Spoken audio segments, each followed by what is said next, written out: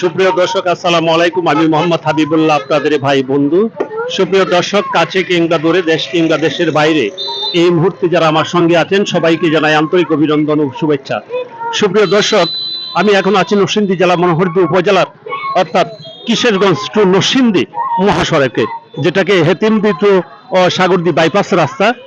সুপ্রিয় দর্শক, আমি দেখতে পাচ্ছি এই মুহূর্তে আসলে ঈদ আপনাদের জীবনে ভয়ে আনো কনাবিল সুখ শান্তি সেই প্রত্যাশাই কিন্তু আজকে এইখানে হাজির হয়েছে।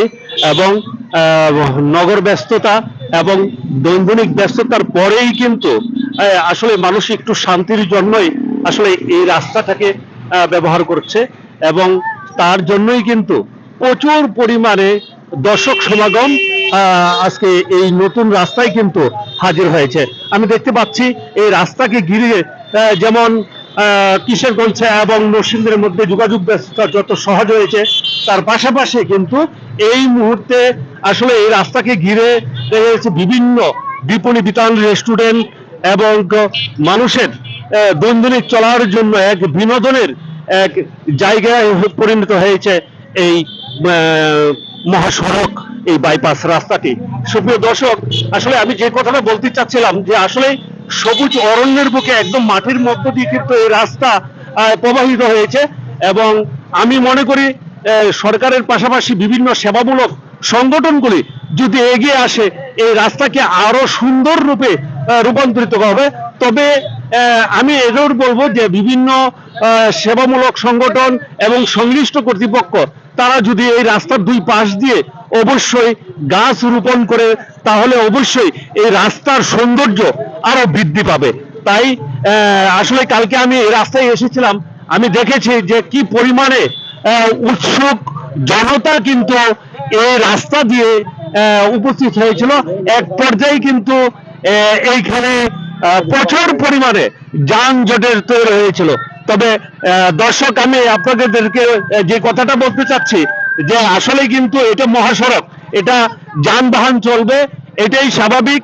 তবে অবশ্যই রাস্তা দখল করে যদি মানুষের চলাচলের বিঘাত ঘটায়, তাহলে এটা কিন্তু একেবারে ঠিক হবে না। তাই আমি অবশ্যই বলবো যে দীর্ঘ 9 দিন ছুটির পরে সবাই কিন্তু ঈদ উদযাপন করছে। তাই কিছু কিছু লোক গতকালকে যখন এখান থেকে আমাদের মাঝ থেকে পবিত্র ঈদ উল ফিতর বিদায় নিচ্ছে, অবশ্যই কর্মব্যস্ততার মাঝে কিছু না কিছু মানুষ অন্ততপক্ষে স্বস্তিতে তার কর্মস্থলে যাওয়ার জন্য কিন্তু চেষ্টা করবে। তাই আমি বলবো যারা দর্শনার্থী আছেন এই রাস্তার উপলক্ষে যারা এখানে হাজির হয়েছেন, তাদেরকে বুঝতে হবে যে এই রাস্তাটা কিন্তু মহাসড়ক, কিন্তু যোগাযোগের জন্য এখান দিয়ে গাড়ি চলবে, পরিবহন চলবে, সমস্ত যানবাহন চলবে, সেদিকে কিন্তু সজাগ দৃষ্টি রাখতে হবে, যাতে অন্ততপক্ষে এই আনন্দ, এই বিনোদন যাতে কোনো দুর্ঘটনার শিকার না হতে হয়, এবং যাতে কারো জীবনে কষ্টের কারণ না হতে হয়।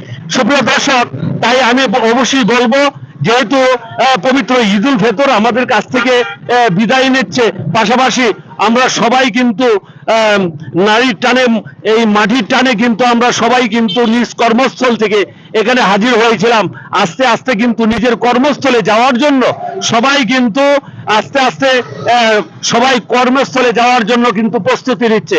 সেই হিসাবে অবশ্যই আজকে যেহেতু ঈদের দ্বিতীয় দিন, পাশাপাশি কিছু কিছু মানুষ কিন্তু অলরেডি কর্মস্থলে যাওয়ার জন্য চেষ্টা করতেছে, এবং তার জন্যই যদি এই মহাসড়কগুলি এইভাবে যদি পর্যটকদের দখলে থাকে, তাহলে অবশ্যই পরিবহনে যারা যোগাযোগ করবে তাদের জন্য বিঘ্ন ঘটতে পারে, এটাই স্বাভাবিক। তবে আমি দেখতে পাচ্ছি প্রচুর পরিমাণে বাইক কিন্তু এই রাস্তা দিয়ে চলাচল করে, যাদের কোনো ডিসিপ্লিন নাই, তারা কিন্তু আসলেই আমি কেমন জানি দেখছি যে আসলে ওরা তারা বাইক রাইড করছে।